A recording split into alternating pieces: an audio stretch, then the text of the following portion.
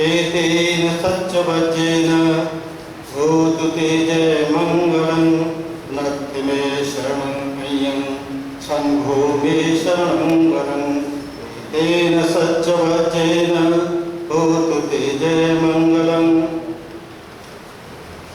आज के कार्यक्रम के अध्यक्ष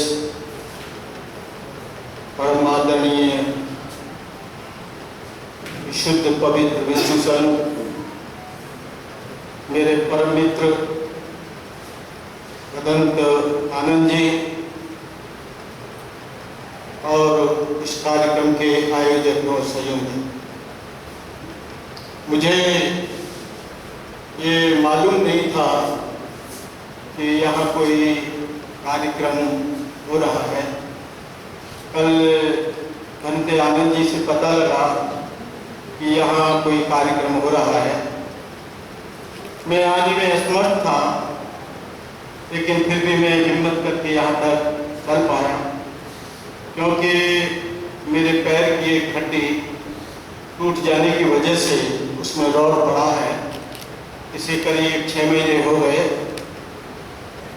तो बुद्ध विहार में सफाई के दौरान पानी से धोते वक्त पैर उससे फिसल गया और मैं 8-10 सीढ़ी नीचे गिर गया।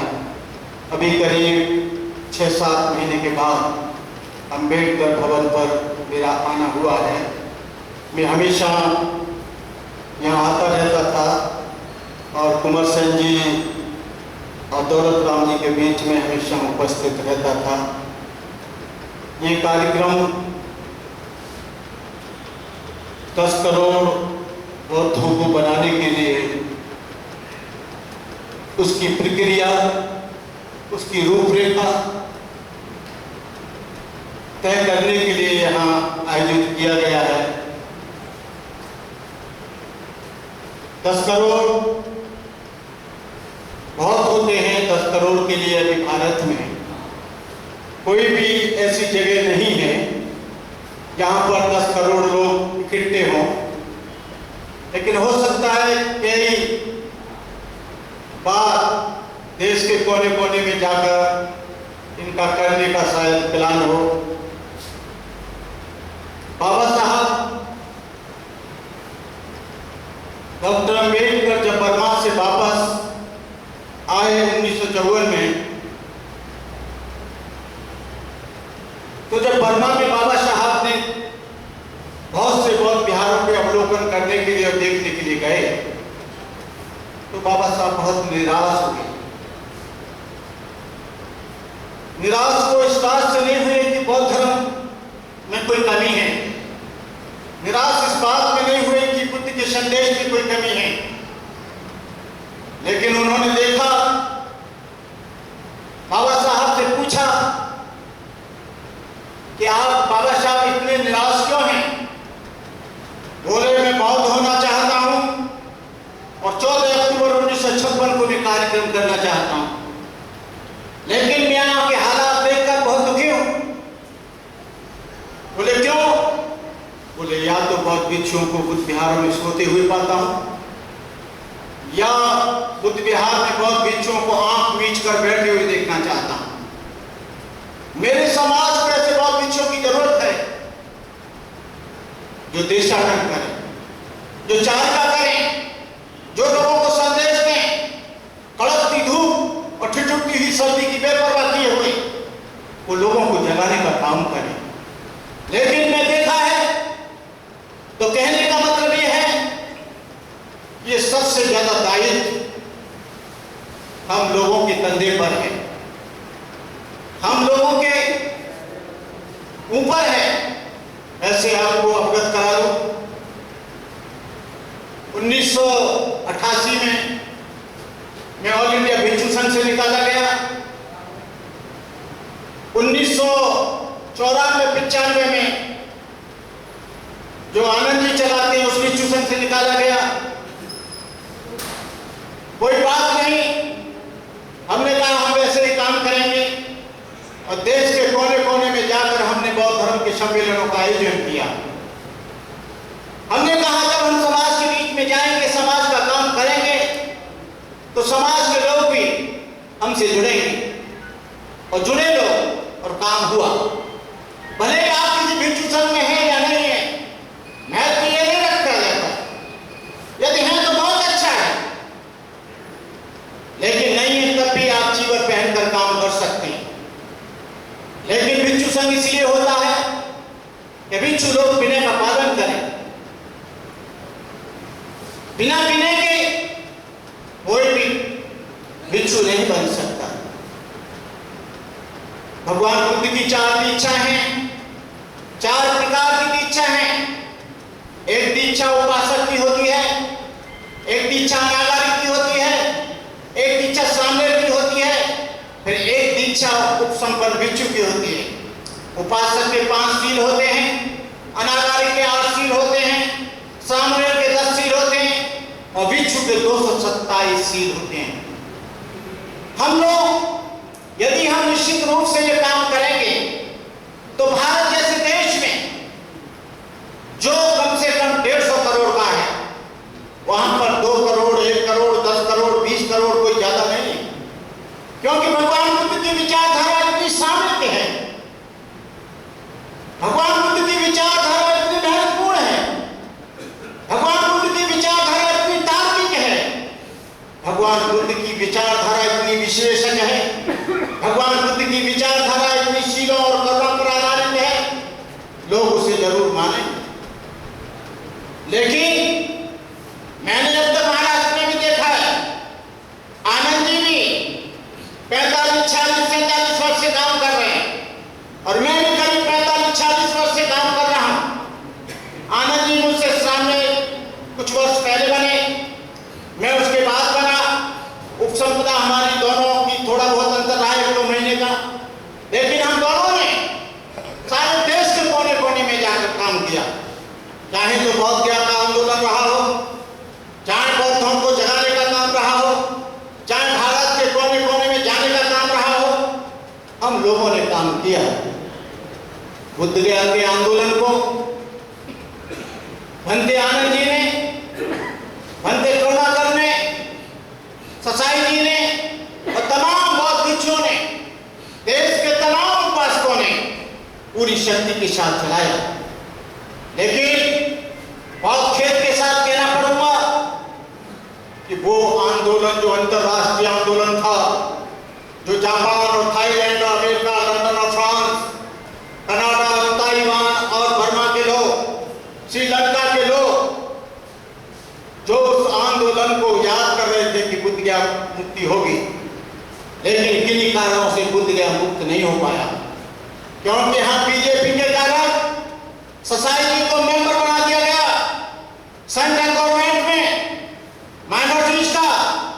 अब हम और आनंद क्या कर सकते हैं, क्योंकि आगे जब इंजन ही चला जाएगा तो डब्बे क्या करेंगे, जब कमांडर ही सरेंडर कर देगा तो फौज क्या करेगी। ससाई जी ने एक तरह से पदलोलुपता के कारण बहुत बड़ा धोखा दिया। हम लोग बहुत बन रहे हैं, लेकिन सारे देश में बौद्धों का नेतृत्व हिंदू कर रहा है, अबौद्ध कर रहा है, वो कर रहा है जो स्वयं बात नहीं है। बुद्ध विहार का संचालन भी, लेकिन एक दृष्टि से मैं इसे अच्छा मानता हूं। एक होता है बुद्धिस्ट और एक होता है प्रो बुद्धिस्ट। वो कम से कम समर्थन तो है, भले ही उन्होंने बौद्ध धर्म डिक्लेयर नहीं किया है, भले ही उन्होंने बौद्ध धर्म को स्वीकार नहीं किया है, बौद्ध धर्म में उन्होंने गजट डिक्लेयर नहीं किया है, लेकिन फिर भी वो काम कर रहे हैं। अशोक से पूछा गया कि उपासक कितने प्रकार के होते हैं, उपगुप्त ने कहा उपासक 4 प्रकार के होते हैं। एक उपासक होता है, दूसरा कल्याण मित्र होता है, तीसरा दायक होता है, चौथा दायाद होता है। उपासक वो होता है जो निरंतर बुद्ध विहार में जाता है और दीक्षा लेता है या पंचशील लेता है या बुद्ध धर्म की वंदना करता है और वो अगरबत्ती मोमबत्ती लगाता है। कल्याण मित्र वो है जो हमारी विचारधारा को नहीं मानता है, बौद्ध धर्म को नहीं मानता है, बुद्ध सीट पर नहीं चलता है, चाहे वो मुसलमान हो या सिख हो, ईसाई हो या हिंदू हो, लेकिन वो समय समय पर हमारे धर्म के लिए अपनी श्रद्धा के अनुसार वो सहयोग करता है। गायक वो होता है जो बिच्छू को बीमार देखता है तो दवाई दिलवाता है, बिच्छू बीमार होता है तो दवा देता है, बिच्छू बीमार होता है तो उसको खाना देता है उसके अनुसार, और बिच्छू की कोई प्रॉब्लम है, चाहे उसके पास तड़पात का नहीं है या उस पर जीवन नहीं है, वो देता है। भगवान से पूछा कि सबसे बड़ा उपासक कौन होता है? उन्होंने कहा दायाद सबसे बड़ा उपासक होता है। बोले दायाद के लिए क्या करना पड़ेगा? बोले मैंने 84,000 का स्तूप बनवा दिए लेकिन मैं अभी दायाद नहीं हुआ। बोले नहीं, आप दायाद नहीं हुए। दायाद तो होता है जो अपने खून को, अपने शरीर को, अपने शरीर से बने हुए किसी भी पुत्र को या पुत्री को दान करता है। उन्होंने कहा कि मैं भिक्षु बनना चाहता हूं। बोले तुम बहुत वृद्ध हो गए हो, भिक्षु नहीं बन सकते। जब उसने अपने लड़का लड़की को सांची के बौद्ध स्तूप को साक्षी मानकर उनको बौद्धि वृक्ष की शाखा देकर उनको बनाया। जब कहा तुम्हें दायाद हो गया, बोले ठीक है आप दायाद हो गए। यहाँ भारत में जो स्थिति है वो बड़ी बौद्ध भिक्षुओं की दयनीय है, चाहे वो भंते करुणाकर हो चाहे वो भंते आनंद हो। दयनीय क्या है? पहले कभी भगवान बुद्ध के समय में या विदेशों में भी किसी का बेटा भिक्षु बन गया है, किसी की बेटी भिक्षुणी बन गई है, किसी का मामा भिक्षु बन गया है, किसी का फूफा भिक्षु बन गया है, किसी का पिता भिक्षु बन गया है, किसी का रिश्तेदार भिक्षु बन गया है। जो उपासक था उस भिक्षु में अपना पुत्र देखता है, अपना पिता देखता है, अपना भाई देखता है, अपना मामा देखता है। आज तो यहाँ पर नहीं। भिक्षुओं को भोजन की भी कभी कभी बहुत प्रॉब्लम होती है। भिक्षु को कभी कभी स्वयं भोजन बनाकर बुद्ध विहारों में अधिकतर खाना पड़ता है, लेकिन थाईलैंड में भिक्षु सुबह 4 का करता है, 4:30 बजे उपास का जगती है, वो भोजन तैयार भिक्षुओं के लिए करती है। ठीक 6 बजे को रोड के किनारे लोग खड़े हो जाते हैं, बाद में वो भोजन करता है, पहले वो भिक्षु के पात्र में डालता है। लेकिन यहाँ ऐसी व्यवस्था नहीं। दूसरी बात यह है कि बौद्ध धर्म भी जातिवाद से छूटा नहीं रहा है। बौद्ध धर्म में भी जातिवाद बड़ी तीव्रता से घुसता जा रहा है। जिस बुद्ध ने यह कहा न जच्चा वसलो होती न जच्चा होती ब्राह्मणो, कम्मनो वसलो होती कम्मनो होती ब्राह्मणो। कोई जन्म से न नीचा होता है न ऊंचा होता है, कर्म से ही नीचा होता है, कर्म से ऊंचा है।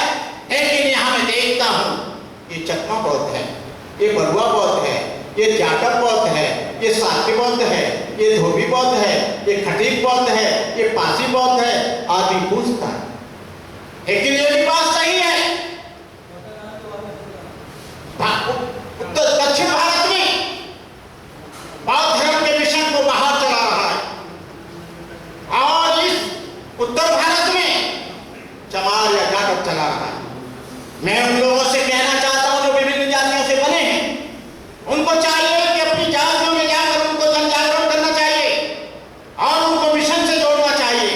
लेकिन मैं देखता हूं कि वो इन्हीं में घूमते रहते हैं और वो उसे साक्षात भगवान बुद्ध समझ लेता है हमारा आदमी, क्योंकि उसे कुछ मालूम नहीं है, और वो श्रद्धा से बस ओत-प्रोत हो जाता है, झोली भर देता है, तमाम तरह की उनको वस्तुएं दे देता है। कोई बुरी बात नहीं, लेकिन बात होना चाहिए। जो तथागत का संग था वो किसी एक जाति का नहीं था, किसी एक वर्ण का नहीं था। तथागत का संग सचमुच एक समुद्र था, उसमें राजा महाराजाओं के सपुत्र थे, राजकुमार युवराज थे, रईस थे, क्षत्रियों का सरदार थे, ब्राह्मण थे, चांडाल थे, शूद्र एवं वैश्य थे, अंगुलीमाल जैसे लोग थे जो डांके डालता, निर्वाचित लोगों का खून करता। अम्बपाल काशी नगर बदूती जिसके एक कदम पर राजा रामी लोग लाखों रुपया न्यौछावर करते थे, छुपा कर कुत्ते का मांस खाता, स्वाति मछेरा था, नंद ग्वाला था, धनिया कुमार जाति से आया था, सुपैया डॉन था जो शमशान से आया था, यह समीर व्यापारी की बेटी थी, डुंडा वैश्या की लड़की थी, पूर्णदासा पुत्री थी, चांपा सिंगारी की लड़की थी, उपाली नाई था, महाकश्यप ब्राह्मण था, सुनीत बहनी था जिसने अरहंत प्राप्त किया, महापंडित आरदेव का सिर चांडाल का बेटा था। उन्होंने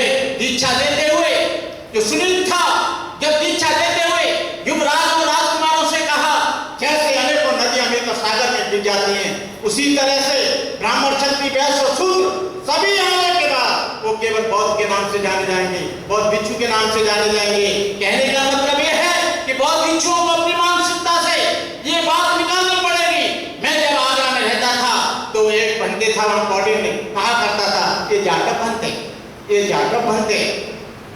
हमने कहा बनते जी क्या जाटव बनते? बनते तो बनते होता है, क्या जाटव बनते हो, क्या खटीक बनते, क्या धोबी बनते हो, क्या राजपूत बनते? वो राजपूत जाति से था, लेकिन उसको पहली बार 1991 में बनते करुणा से 30 साल पहले मैंने उसे ठीक किया, इतना ठीक किया कि दोबारा उसको किसी उत्तर प्रदेश के मंच पर मैंने अपनी उपस्थिति उसे छड़ने दी। मेरा कहने का मतलब ये है, आनंद जी आप एक बहुत बड़े संघ के पदाधिकारी हैं, अध्यक्ष भी हैं। मैं ये चाहूंगा कि आपके पास महाभिक्षु संघ है, सबसे पहले इनके लिए ट्रेनिंग सेंटर बनाओ। बगैर ट्रेनिंग के आदमी जानवर हो जाता है, बिना पढ़ाई लिखाई के आदमी को कुछ पता नहीं होता है।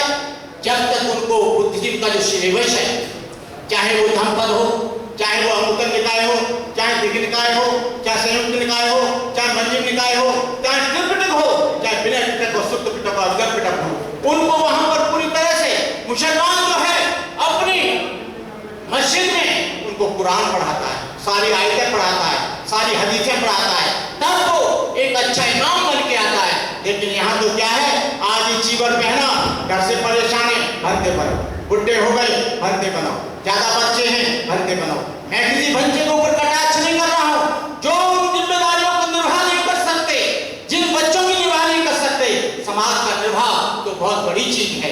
इसलिए हम लोगों से कहना चाहेंगे, मैं भदंत आनंद जी से, कि जो आपका जो संगठन बन रहा है, कौन सा जय भीम वाला है, इसमें आधे कम से कम भिक्षु होने चाहिए और आधे उपासक होने चाहिए।